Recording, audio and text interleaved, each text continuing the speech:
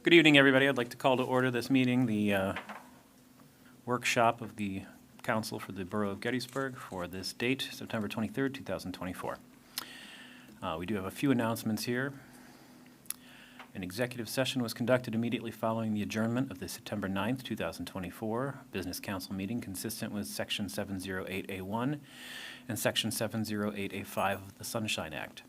An executive session will be conducted immediately following the adjournment of this evening's monthly work session consistent with Section 708A1 and Section 708A5 of the Sunshine Act for the following purposes: to provide information and to discuss matters of employment, terms of and conditions of employment, and the evaluation of performance of borough employees, and two, to review and discuss matters of borough business which, if conducted in public, could lead to the disclosure of information or matters of confidentiality protected by law.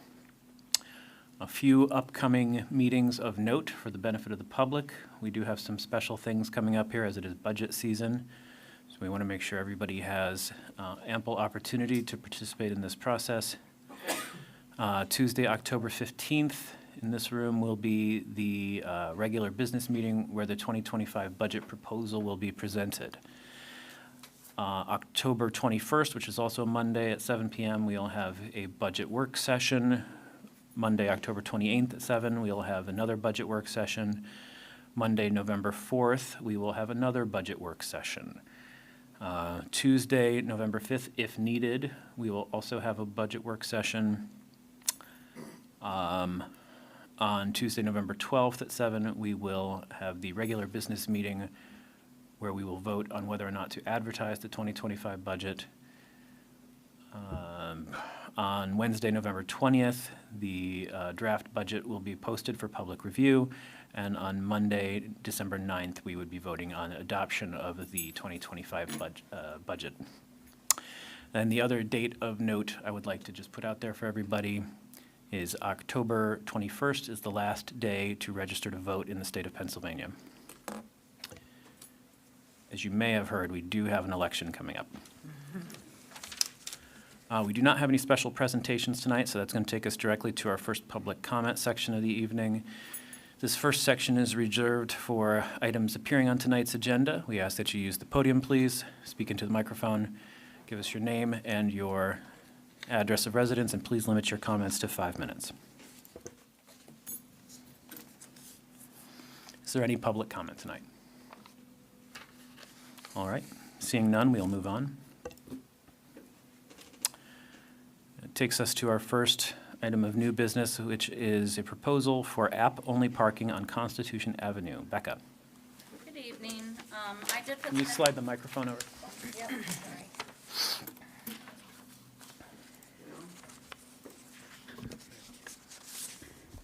Okay, so I did put some information in the packet there. I'm not sure if everybody had a chance to look at that or not, but I was approached a few months back about adding parking closer to the college campus.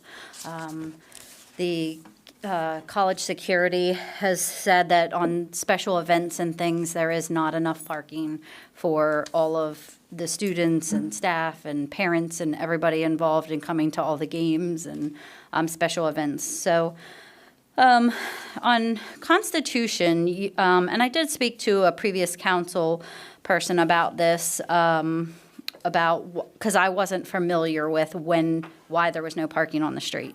They said at one point it was not wide enough for parking on the street. So in years prior now, they've done construction and widened that street. So there would be enough room to at least do parking on one side of the street. And I was thinking about the app only. It's worked well on the third blocks of West Lincoln and West Broadway. And it would, I would envision it working very similar as no 2 to 6, so that it would be available for events and things like that. Did you have a thought in mind as to which side of the street? I would say I was thinking closer towards the campus, so I'm not sure, Robbie, of how they classify that. The east side of the street? East side? Is that? So. Okay. There's less openings on that side, I believe, and it just seems like it's it would be a better flow. Yeah. Yeah, it seems like more folks would be entering from Washington Street than from Lincoln, and we wouldn't want them coming in and having to turn around to park south-facing on the west side. Correct. Okay.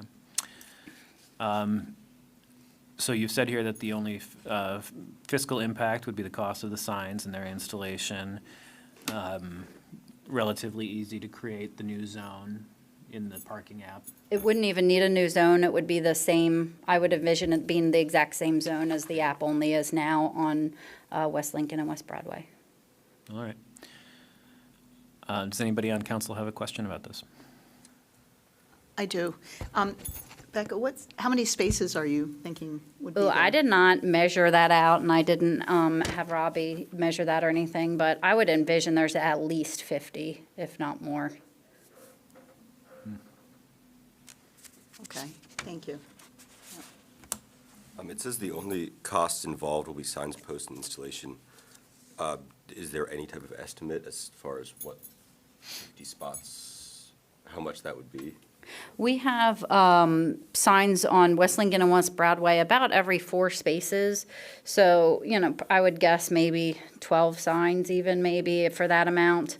And posts, I'm not sure what posts cost. Robbie, do you have any guess of what a post I costs? don't have that because I wasn't told to I- get it. I don't know what a sign I would post imagine costs. You're probably looking at, roundabout figures would be probably 1,000, maybe 1,500 for the posts, and then the signs are probably gonna be another 2,000. If you go that many. What, why would you recommend app only rather than app and coin?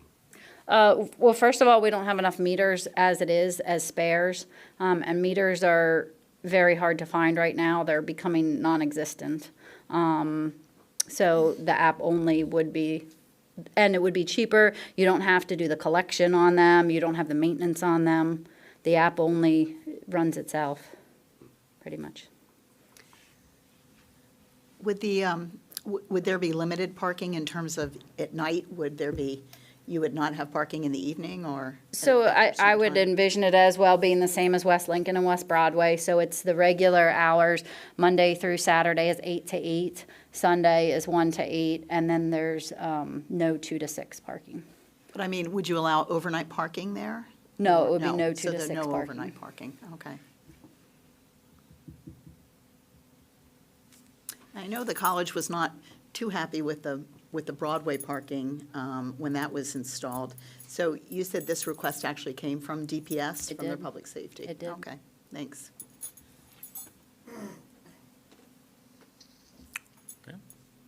And just to clarify, the college is not asking for free parking. The college is asking for more spaces that they and the public can park in. Correct. Close to the college. And they're very well aware that that's what it would have been, would be paid parking. Thank you.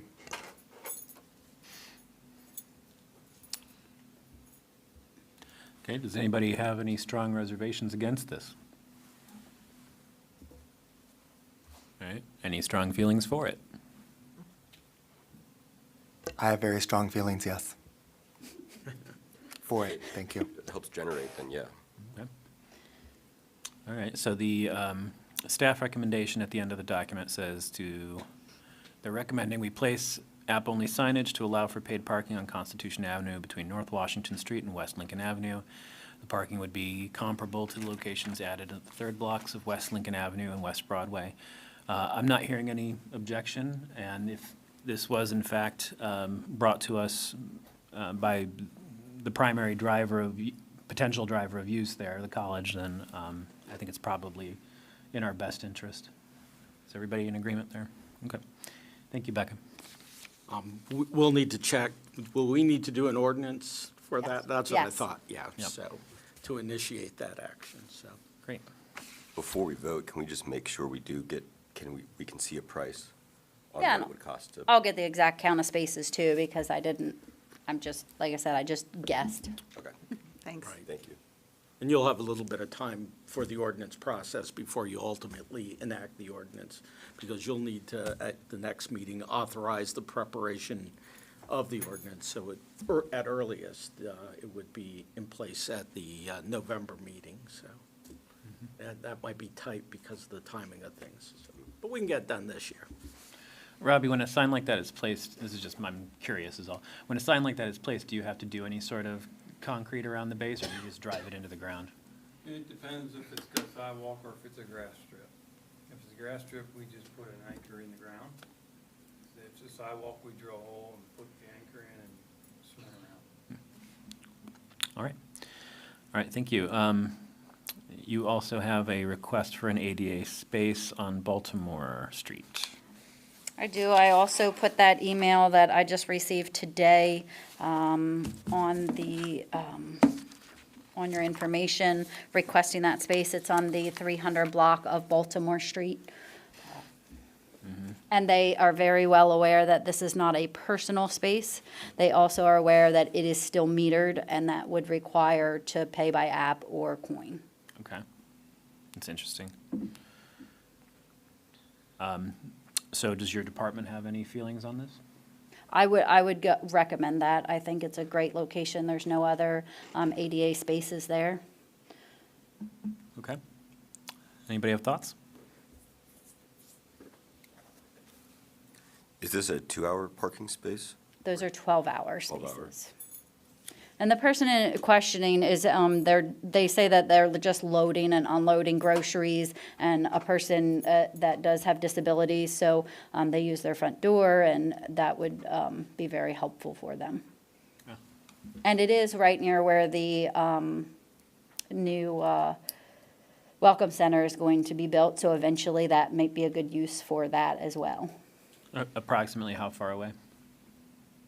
10 feet, maybe? Oh, okay, yeah, that's pretty close. All right. Thoughts? I'm always in favor of more Yeah. ADA accessible parking for our borough. I don't know that we have enough, and I appreciate when residents will reach out that are persons with disabilities that are needing some assistance in that manner. And certainly if it will help others because it's not a private reserved spot for them. It is open to anybody in the public who is, has the ADA placard for their car. And certainly that will help our new Welcome Center as well, I'm sure. Yeah. Yeah, I have to agree with that. Any place we have the ability to add more accessibility, I feel like we have a responsibility to do that. And when it's identified by members of the community, I think we have a special responsibility to pay attention. Do Anyone we know else? if the parking spaces in the design for the Welcome Center in front, is it already earmarked as a certain type of parking? Or is there even, is it? So that's a difficult question, I think, to answer because there's, the way the streetscape is now is largely what it's going to look like once the Welcome Center is complete, but it's not necessarily what that streetscape is going to look like once the Baltimore revitalization is complete. And that design work is, still in its little baby steps right now. So, Chad, do you have any insights You there? hit the nail on the head. It's Yeah.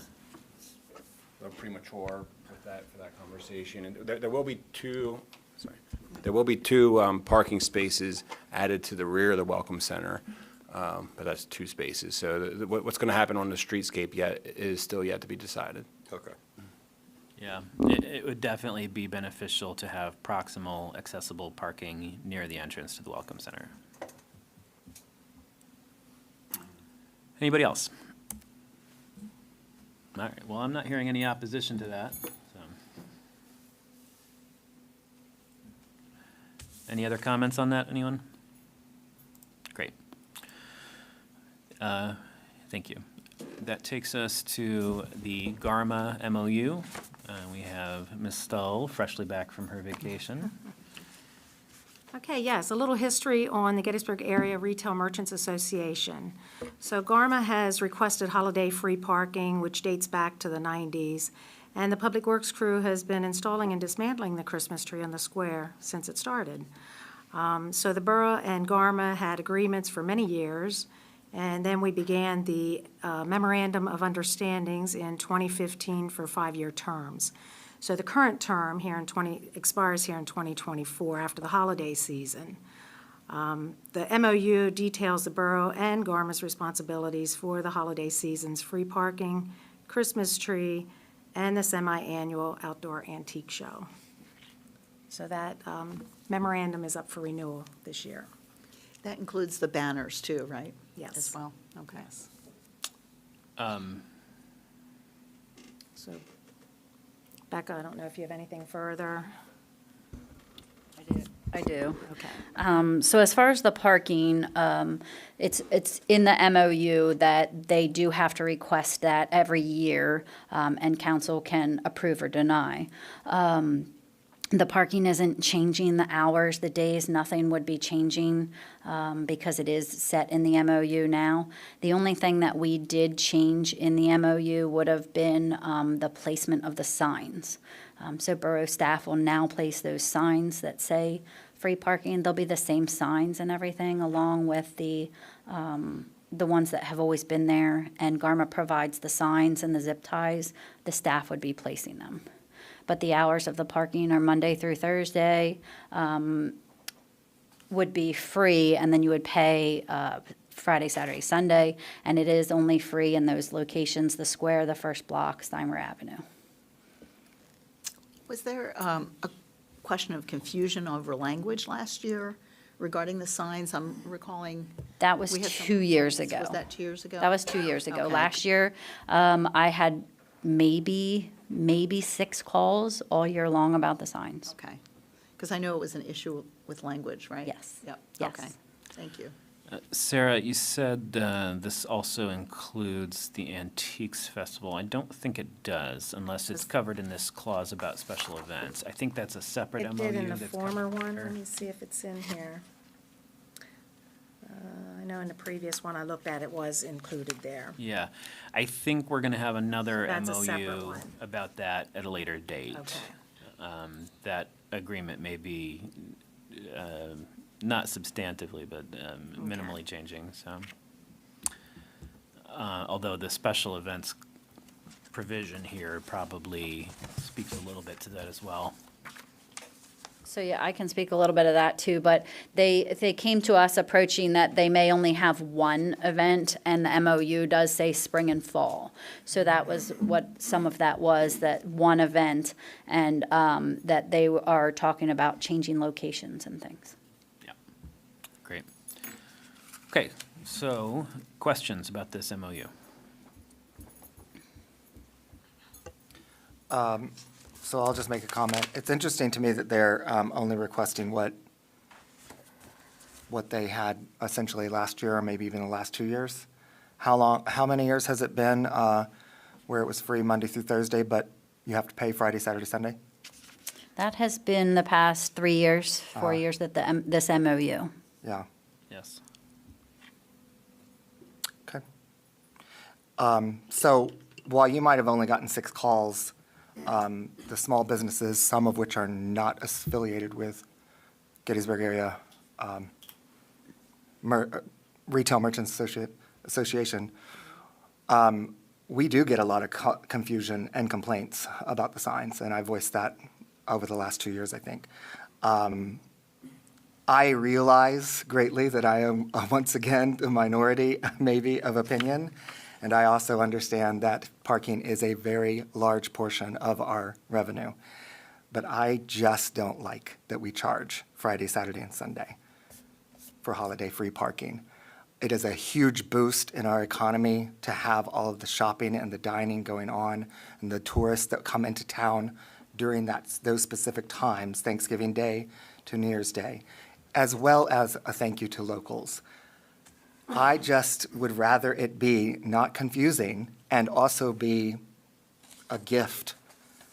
Granted, I understand that that is a huge chunk of parking revenue, but why can't it just be free like it used to be, where it was every day, Thanksgiving Day to New Year's Day? It was never free every day. Ever? No, in the 22 years that it was noon to 8, but it was never all day. But it wasn't specific day, it was any day from this date, time to this time. Yeah. It wasn't specific. See, we get constant confusion from people on the streets that are trying to park, and they look at the sign, and we've gone through several versions of that sign to try to make it people understand, and they don't, they get pissed off, you know. I would just sort of respectfully push back a little bit. That's fine. Just That's in what the that- workshop meeting's about. Sure. You know, I'm also downtown a lot too, and quite frankly, the rest of the year, people are confused by the very plain directions posted on every meter. I mean, I have witnessed people read the meter and then go, I guess we don't have to pay it. Right. And I don't understand how they come to that conclusion. I've also seen them pull up in front of bagged meters that say no parking, and they go, I guess I can park there. And I don't know how we can communicate it any better either. I think the signs that Garma and Becca put together last year were the plainest ones yet. They seem really clear. I don't know what else we could do there. Yeah, I mean, we'll always get complaints, whether it's spelled ABC or CBA. There always is going to be I'm confused by this sign, I don't understand. Yeah. I guess I'm still of the mindset of, I'd just rather it be free the whole time. But again, I understand that that's a big chunk of the budget. Am I remembering correctly that the reduction in the number of days was suggested by Garma here? It was, and I believe it was because they were doing that for mainly the locals. So you knew Monday through Thursday, if you're local, you can come down and shop all day for free. And then most of the time, your visitors are coming Friday, Saturday, Sunday. So it would be affecting most of the time the visitors, not your locals. I do hear what you're saying, though. I don't want to make it seem like, you know. It's good to voice it out and get thoughts on it. Like I said, I know I'll be in the minority on it, and that's fine. But it's like, I really wish it could have just been free the whole time, just make it easy and simple. But And even, I know 20-some years ago, I had a family member that didn't understand the 12 to 8 sign. They got a ticket, they went to the mayor, and he said, well, sorry, you couldn't read the small print. But same thing, so this is not just a common, I mean, it's been happening for many, many years. no matter the sign, Correct. no matter the verbiage, whether it's police parking or no parking, or parade route, or what, or 12 to 8, or, you know, Yeah. there's always going to be confusion, yeah. Anyway, thanks for letting me voice my thought. Of course. Does anybody else have any opinions here? Does anybody have a problem with any part of this as it reads currently? Sorry, one more thing. I think it's on this document. No, it's not on this document. Never mind. It's something else. Okay.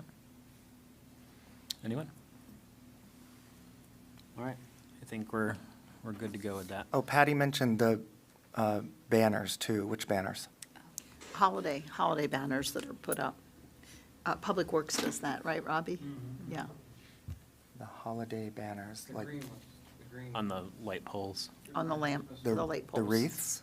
No, No. we don't do the wreath. Okay. Garmin does that.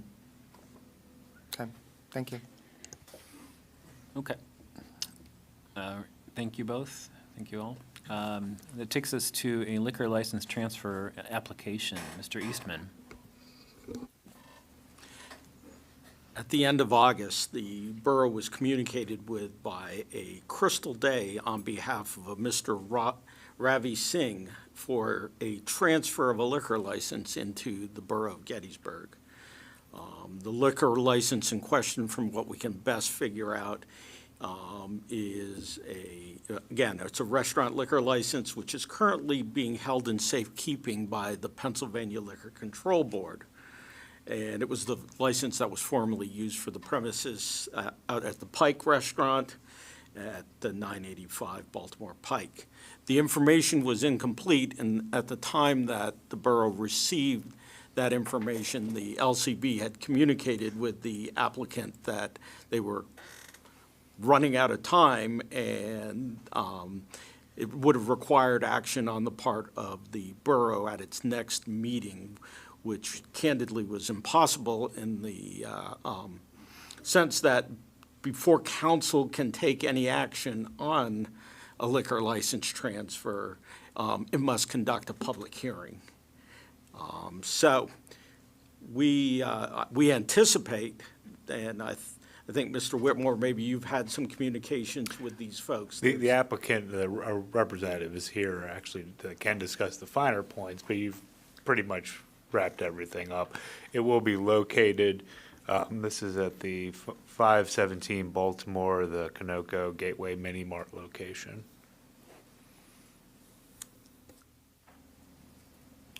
So as, now, many of you have been through this process before, and the last time we went through this would have been in February, I think, of 2021, the Sign of the Buck That's right. liquor license that was transferred in from the, essentially the previous location was in the Borough of New Oxford, the Oxford Hotel, or the New Oxford Hotel, to the Sign of the Buck premises. The Liquor Control Board statute says that, however, before a license can be transferred in, it has to be approved by the receiving municipality. So the borough would be the receiving municipality. And again, as I indicated, we have to have a public hearing. The purpose of the public hearing would be for council to receive comments and recommendations of interested individuals residing within the receiving municipality concerning the applicant's intent to transfer a liquor license into the receiving municipality. Essentially, these powers are consistent with our police powers to protect the health, safety, welfare, and that even uses the word morals in the statute of your residents. The receiving municipality must render a decision, and that's either by ordinance or resolution. We have done that typically by resolution if council is inclined to approve that transfer.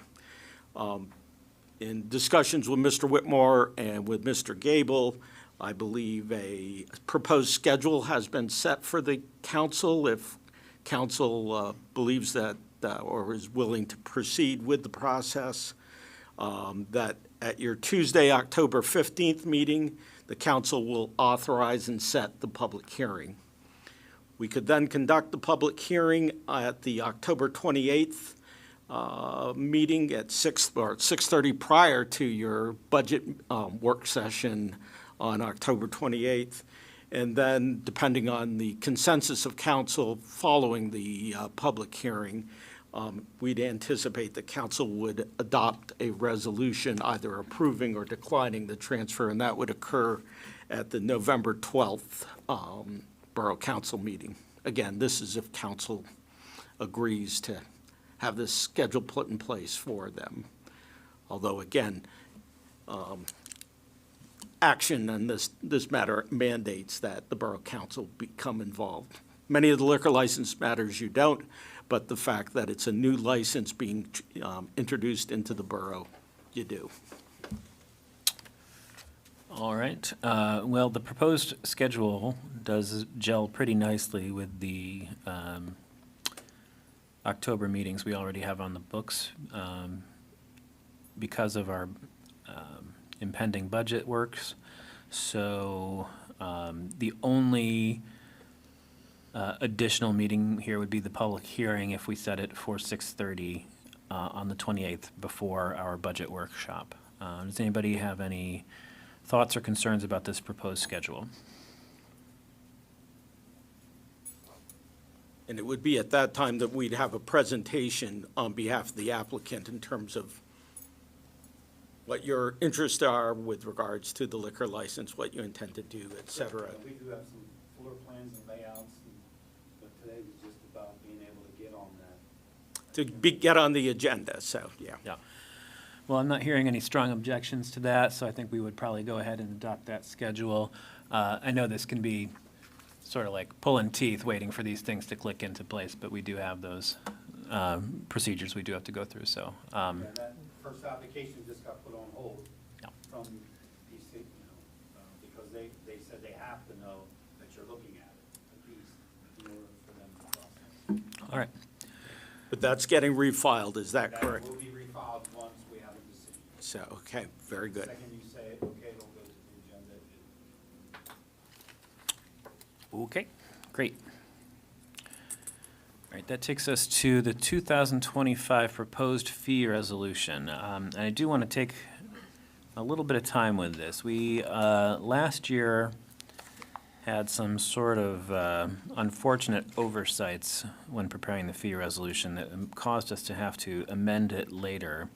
So my intent here is to take a little time with each department which has business on the fee resolution, and just make sure that we all understand what is being proposed. And I'm going to ask each department head to also isolate any proposed changes for special attention. So, going through it somewhat methodically, the first thing I see is Code Enforcement Appeals Board ordinance. The cost for a hearing shall be $1,000. Is that a consistent fee? Yeah, Yeah. no recommendations for changes. I think that's our maximum allowable as well, right? Okay. It looks like these first several are all going to be in your department, John, so I'm just going to pick on you a little bit here. Regulated rental unit occupancy license is at 40 per unit. I don't think that's a change, right? No changes are presented for any of the planning-related fees at this time. It's my understanding that there was a recent increase. We will continue to monitor this year over year, but yeah, at this time, the department isn't recommending any changes with the exception of, we'll get into a discussion on a certain type of vehicle parking here in a little bit, but otherwise that, and then there is a provision related to printing fees specific to the zoning ordinance that we would recommend just striking that. Okay. So just working through methodically here, we've got an $80 fee for inspection of regulated rental units. Reinspection regulated by failure would be at $100. And is that per unit or per building? That's per unit. Okay. Land use permits consistent at $40. The fence permit, this one is different depending on the size and scope of the project. Sign ordinance. We're on the second page here for those following along. This is $25 for the sign permit. The fee to request a sign ordinance text amendment would be $600. No fees on banners, but we do have some specific rules that govern how banners can be hung and for how long. Uniform construction code ordinance is the next item, item C.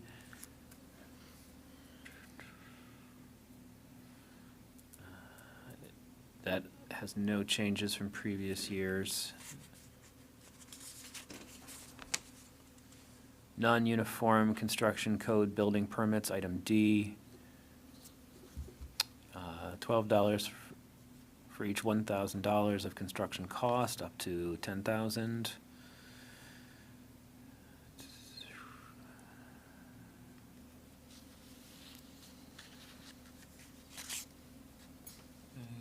The rest of that seems to be the same. Subdivision and land development ordinance, item E. Application for minor subdivision has a fee of $500.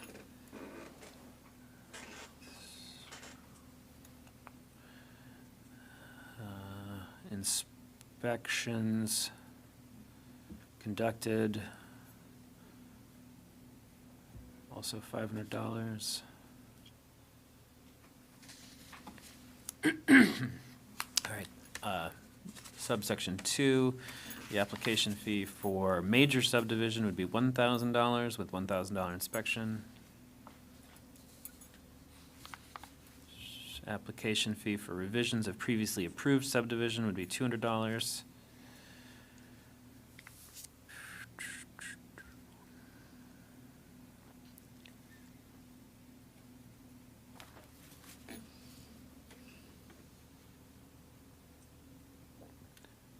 Item 5, the fee for request for a subdivision and land development ordinance text amendment would be $1,000.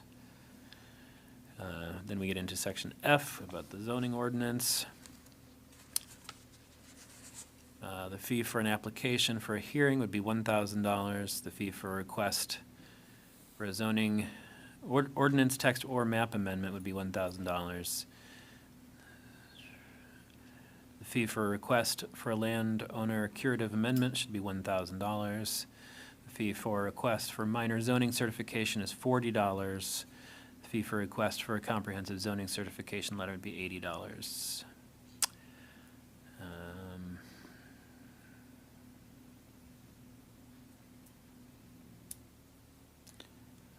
On page 6, special events, the application fee is $30.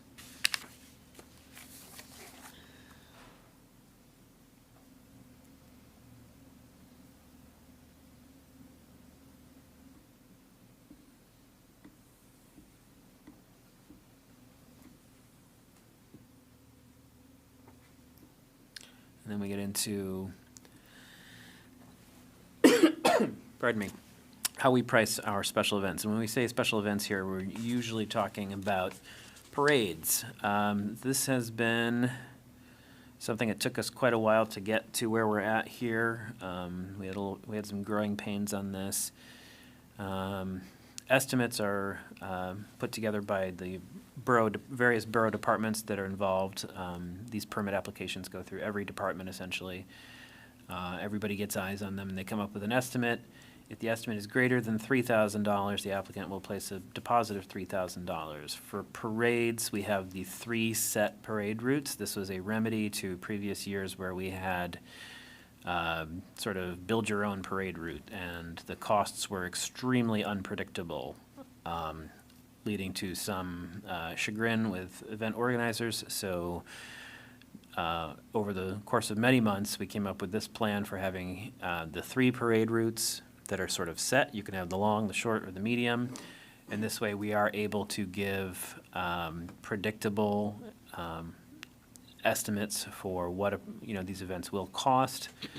And for some of these events, typically in our budget process, we underwrite those costs to a degree. There's a section next. Section is payments of additional fees that has to do with the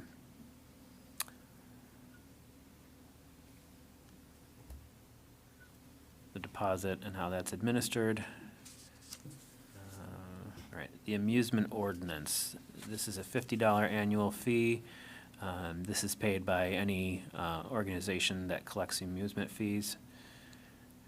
Junk dealers ordinance, $150. Transient retail licenses. This one has been adjusted in the last 6 years or so. These fees used to be considerably lower.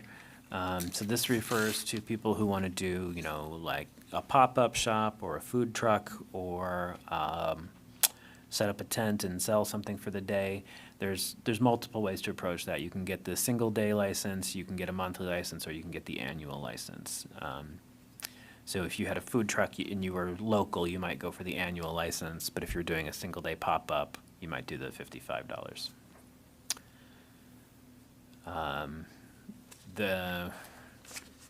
About 10 years ago, those were $25, $100, and $300, so we made some adjustments a few years ago. The push cart fee is $25. Harry, I think I'm remembering correctly, that has to do with like a hot dog cart or something to that effect. The Right. vendors at the parade that, Yeah. the toys and the balloons and the, So $25 daily or $100 for the month. Annual fee of $300. Those did not go up when the other transient licenses went up. Solicitor contributions or gifts ordinance, that's a $36 fee. Yard sale ordinance is $10.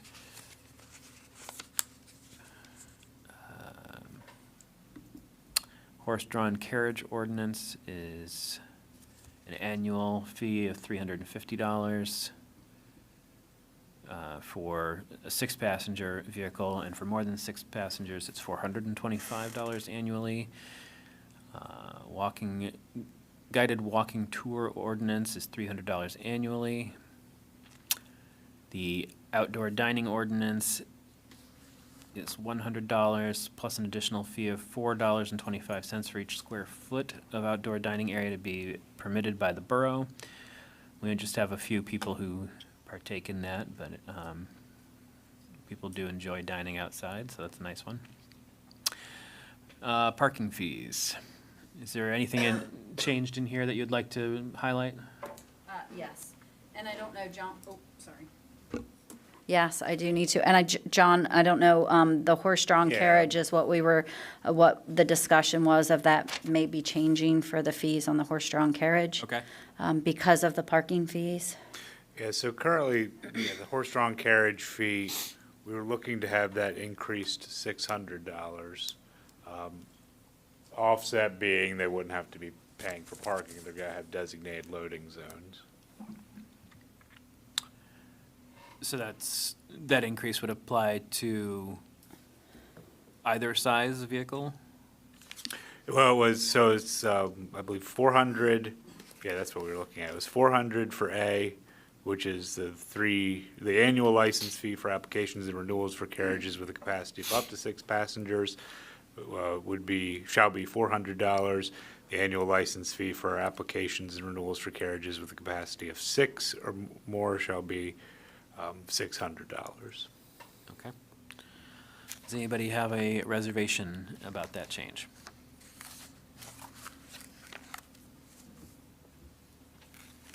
Not hearing any? I had a question, though.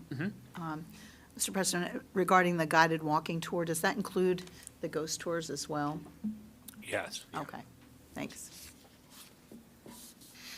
So you said increase A to 400 and B to 600 Yes. to offset the parking. We only have, I believe it's two Right. carriage tour operators, so it's very limited now. We anticipate having to discuss this with at least one of the operators, but overall, it should equal out because they're not gonna be paying for parking. It should. They might even still come out ahead. Okay. Any other comments on that change to the horse-drawn carriages? Okay. And were there any other changes in that section? With regards to solicitors or of contributions and gifts ordinance, one thing the borough does not explicitly regulate is the practice of busking or performing music in an outdoor area. Generally, we've taken the position where if they're seeking funds, they're having to go for the solicitor's permit. There might be instances where it is a First Amendment activity, but there would still be benefit to having the police aware that there's going to be congestion in certain areas of the borough. So just something to think about for future discussion, but it is right now mostly being, regulated via the solicitors or the solicitors of contributions and gifts ordinance. Okay. So parking fees, are there any changes in the parking section? As far as the fees, the only thing that so if I go in order here, actually. So the LPP permit, I was not recommending anything with the fees. The only thing I have had people ask for quarterly and biannually options and things, kind of like in the parking garage, you can see there's quarterly, biannual, and annual options for the parking garage passes, but currently there is nothing for the LPP permits. So I did have some people asking for that. People who would prefer to pay quarterly or every 6 Correct. months? Correct, It seems like it would be convenient. yes. Because currently now they're having to renew every single month, and they're having to remember to renew every month by the first of the month. Yeah, yeah. Yeah. I mean, if you know you're going to do it for 6 months, why would you pay the online processing fee 6 times? Like, that's, Correct. yeah. Anybody opposed to giving more options for paying for longer terms on that? Okay. And then there is a discount involved in that on the parking, on the garage permit. So would it be discounted, or would it just be the regular rate? I mean, it's already discounted parking, so I think we would keep it consistent. Okay. I mean, the benefit is to them that they're not paying the processing fee 6 times or Right. 12 times or whatever. So- Correct. Is that okay with everybody? All right. Was there anything else in there? The other thing that I had highlighted was the mobile, the pay-by-app fees. Currently, we have them set at 35 cents that we charge the customer. And I don't know if most of you recall, Pay by Phone did change their fees on us last year, and we are currently paying about 30 cents, the borough itself, plus then the 35 cents for the convenience fee to the consumer. So is there a proposal there? No, if you wanted to leave it, or if this was how you wanted to leave it as it is. I'm not seeing that here. Do you know what item that is? Page 11, E. 11. Ah, okay, I got it. So page 11, item E. So we're currently collecting 35 cents through the app, but we are paying the company what? So the consumer pays the company 35 cents, and the borough pays the company 30 cents for every transaction. So it had previously been 15 cents, but they upped it, I believe it was January of this previous year. And so the borough has been as you'll see on the budget side of it, those credit card fees more than tripled. Yep, yep. So I think if we want to approach that intelligently, we really need to see some data, numbers of transactions, what we're paying per transaction, what we're paying per use, maybe some sort of estimate what we're saving in, not having to collect the coin. I mean, I think there's a lot to weigh there. Right now, it seems like we are paying for the parker's convenience to park. It seems kind of counterintuitive if the whole purpose of charging for parking is for us to collect revenue. So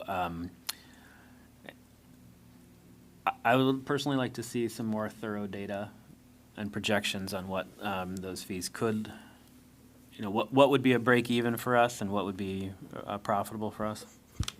Okay. Was there anything else? The only other thing is the construction vehicles. Currently, it has always been listed as $50, and this actually says calendar day, but it's $50 a week. So I think that was an error there. At least the one I have says day. I'm not sure if yours says day. Yes, it says day. That should be $50 a week. But this is $50 a week if it's in the square, $50 a week if it's on the first block, second block, third block. So I don't know if it would be more in line kind of how the temporary bags are that are set by location and cost per meter.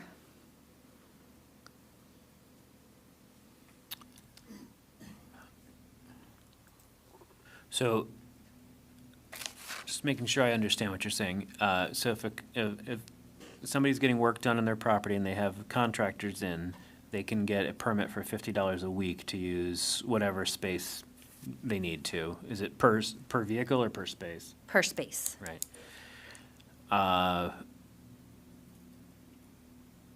And that's only in proximity to the square? Currently, as this is written, it's $50, no matter what space you're in. Anywhere in the borough? Correct. But you're proposing making it only near the, I guess I'm not clear what you're saying. No, I'm proposing, like, if you're in the square, it's one rate for construction. If you're on the first blocks, it's a different rate, kind of like the meter bags are. So if you're renting 1 meter on the square, it's $24 for the day. If you're renting 1 meter, 1 block off the square, it's $1.50 an hour, so it's $18 a day. And if you're further on the outskirts, you're paying, those meters are $1, so you're paying $12 for the day.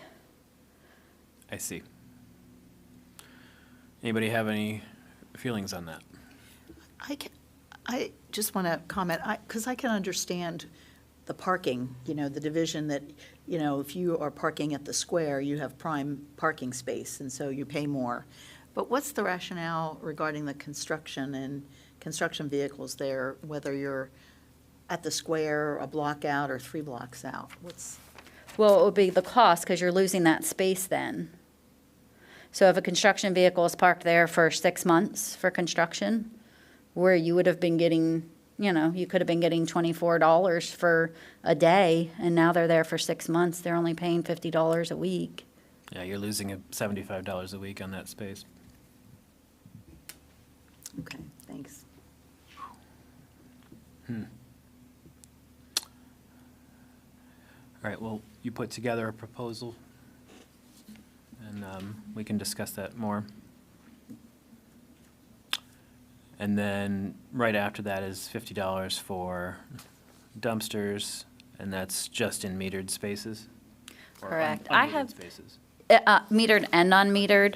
The dumpsters, they charge by the week, and generally, people aren't renting them more than a week. I've almost never seen a dumpster there longer than a week, because they're paying for that dumpster as well. Okay. All right, was there anything else in your section? No. Okay. So that takes us to the towing ordinance, and I think we're going to pivot to the chief on that. Just changed it. Says every 3 years. So that's consistent from, okay.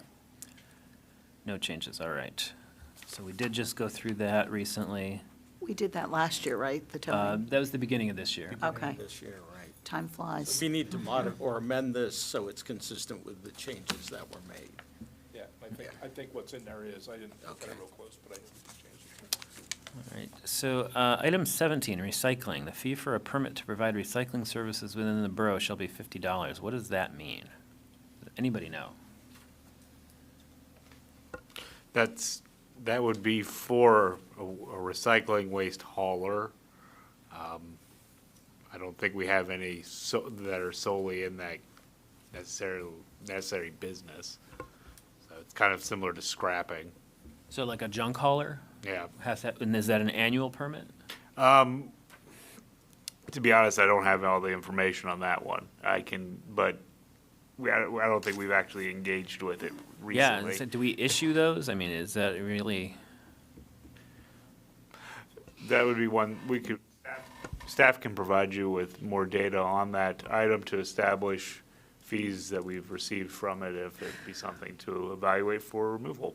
Yeah, that one piques my curiosity. I mean, like, I recently had a furniture, like a living room set, hauled off by a junk hauler I found, on the internet, who drove in from, like, York Springs or something like that.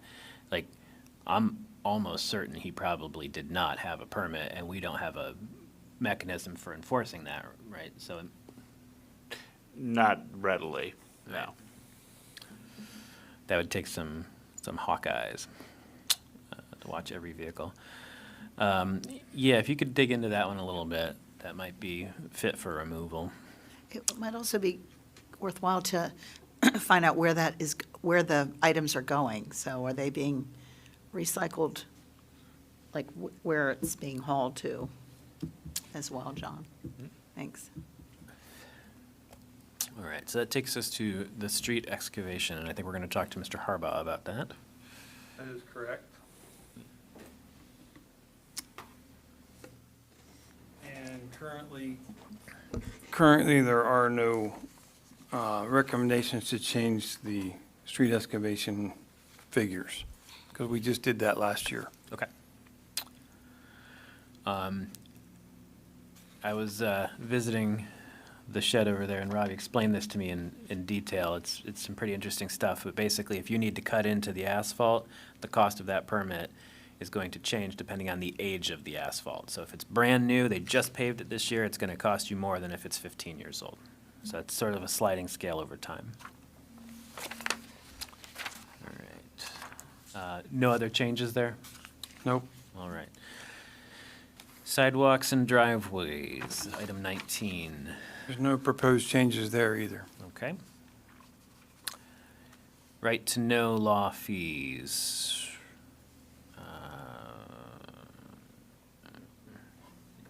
There's no changes there. No changes there. It doesn't look like we set those fees No, anyway, we don't right? set those. They The come from Office the of, Office the of Office of Open- Open Records sets those fees. Okay. We So have the to con- follow. State law. Yeah. Well, let's all say it at once. That's cool. All right. All right, that pretty much drives us through most of it there. Everything else looks pretty, well, let's look at. Mr. Moon? Yes, sir. Reference right to no law fees, it's a little bit different. We are allowed to charge a fee under the Act for police recordings, which is not covered under the right to know law. It may behoove us to set standardized fees per hour. What we've been doing is charging the labor burden rate for whomever's looking at that, whoever's redacting that, and then for the media that we're using to distribute that on.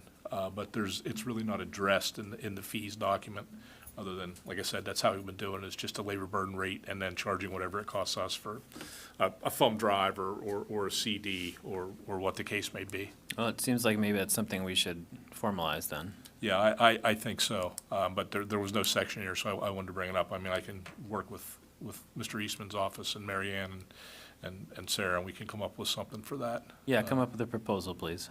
Certainly, Great. Thank you for bringing that up. certainly. All right, in miscellaneous fees, we have a copy of the zoning ordinance is $40. Copy of either the zoning map or the historic district map is $10. The fee for a copy of the Saldo ordinance is $33. The fee for single-sided copies or one side of a double-sided black and white.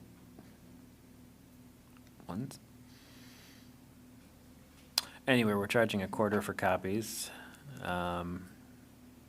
for single-sided and 50. Do people come to us for copies? I mean, where is this applicable? I mean, this is probably pre-internet. With the zoning ordinance, Yeah. the zoning map and the subdivision land development ordinance would recommend removing them. Okay. Yeah. No, if somebody does come to us and request a printed copy of the map, We can provide that, it would be a quarter then, as opposed to $10 for. right, yeah. Yeah, that section seems a little outdated. I had a question about A also. Is it appropriate to ask it now? Please. So when it says the fee for a copy of the zoning ordinance shall be $40, is that a zoning ordinance or is it a book of ordinances? It's the 190-page zoning ordinance, Okay. right? So it's all of them. It's not just, because the way it's written here where it just sounded singular, like an ordinance, and I thought that seemed pretty steep for a, Well, we only have the one ordinance, but it's all like publicly available on the Right, internet now. right. So Yeah, if they're just looking for a printed copy, I mean, that's. We probably had at some point bound copies of our zoning Yes. Yeah. ordinance that Yes. okay. and we make copies for planning commission and the zoning hearing Zoning, board. right. Once we have updates come in, but no one else is coming to us asking for Right, they're copies. probably they can get getting it that online. Yeah. they Getting them download it. online, really, yeah. Yeah, let's take a hard look at that miscellaneous section there.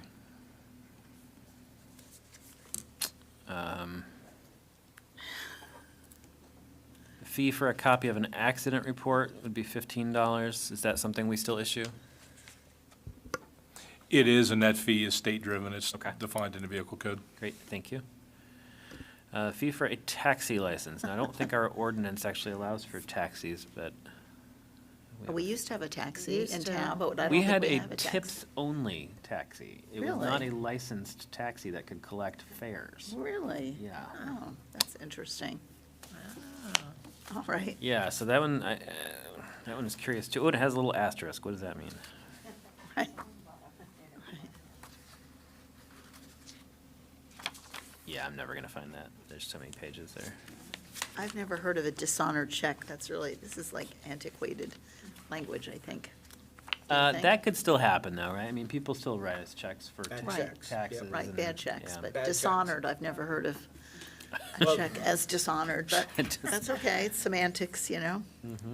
Where the lending or the bank does not honor the check that is written. Okay, It has fair. been dishonored. All right, fair. That's fair. Item J has to do with the vehicles that use our fuel depot. Is that correct, Robbie? That's correct. Yeah. So that is police vehicles, that is GMA vehicles, it is your own vehicles. Does anybody else fuel there? Fire department, Fire department? library, bookmobile, Mm-hmm. and Yarrow, And what? Gettysburg Recreation. Oh, Department. and Gara, yes, thank you. All right. Okay. Anybody have any issues they would like to discuss in the fee resolution? I have two questions. Hit it. The last 2 Saturdays, there has been a pushcart vendor at the farmer's market. Would that vendor be permitted under a blanket permit for the farmer's market, or would he be required to get a separate one? My understanding and the way that the practice has been since I've been here is that it would be under the farmer's market. That activity and those vendors. We have recently evaluated the transient retail license as it does actually apply to private property as well. We haven't, well, in instances where there's confusion, that's when the code enforcement officer goes out. We provide education to the property owner and to the vendor. But in that instance, it would be the farmer's market. And the performers in the parklet, do they require permitting?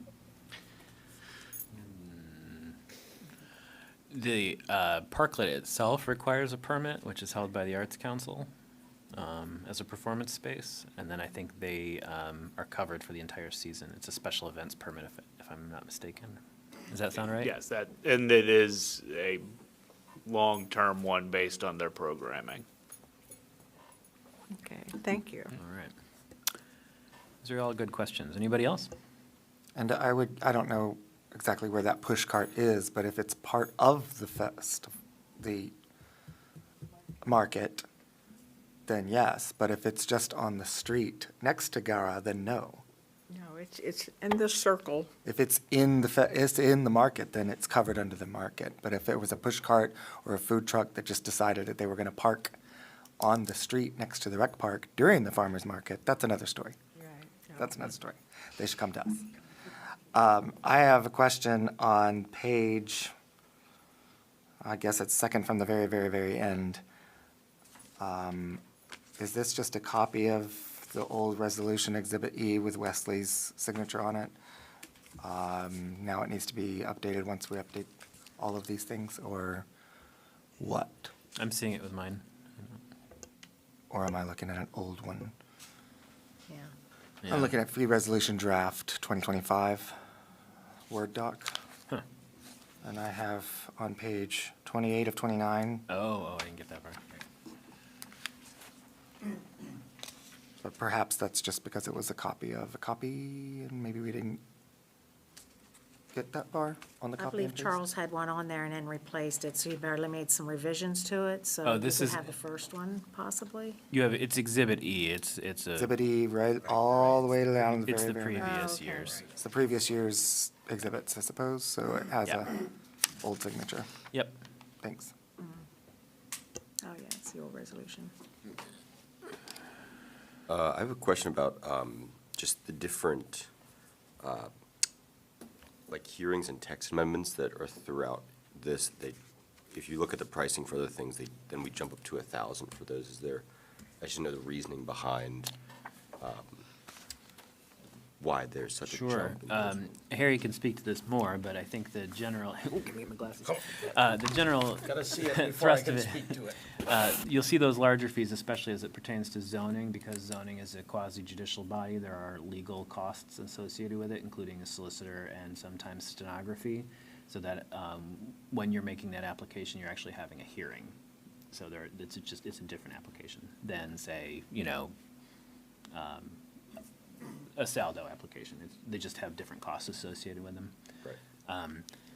The fees for the zoning hearings too are non-refundable, even if zoning does not grant your request too. So, because you're paying to convene a judicial hearing.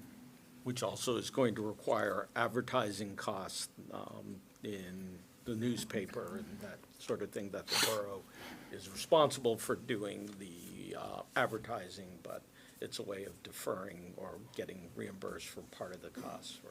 It's relatively pricey, if you will, to do the publication fees and so forth. I don't think we make any money on that, and nor should we, actually. Okay, but good. It's intended to really kind of cover costs. Thank you. Yep, no, that's an excellent question. Anybody else? All right, so I think we've got some areas to work on there. It's a little digging to do, a couple open questions and some refinement, and then we'd like to see some data on some things as it pertains to certain fee proposals. Unless anybody else has any final thoughts on that, we'll move on. All right. So that is the close of our new business for the day, so that's going to take us to our second public comment section of the evening. This section is not restricted to items on the agenda. You can speak on any topic. We do still ask that you restrict yourself to 5 minutes. Please do use the microphone and state your name and address of residence, please. Is there any public comment? Can I make something? Sure. Figured now's a good time. So this is just more informational than anything else. Wednesday, October 2nd, 2024, is National Coffee with a Cop Day. Never realized it existed until about 2 weeks ago. We brought it up, discussed it at our Adams County Police Chiefs meeting, and we want to start doing one around the county. So this year, we're going to do it here in Gettysburg. There will be various law enforcement leaders, hopefully from around the county, and we will be doing Coffee with a Cop on Wednesday, October 2nd, 2024, from 9 to 11 at Bantam Roasters on Steinware Avenue. We have it up on our Facebook page. I have a little flyer that I put together here, sponsored by the Adams County Chiefs. Hopefully we get a number of chiefs, a number of officers up. Bantam Roasters will be providing coffee. Specialty drinks are available off the menu to purchase. And I'm kind of excited to see how it goes. If it goes well, we will be making it a yearly thing, rotating it around the county. Cool. So that's my public comment. Thank you. Sure. Was there any public comment? No? All right. Seeing none, we will adjourn to executive session. Thank you, everybody.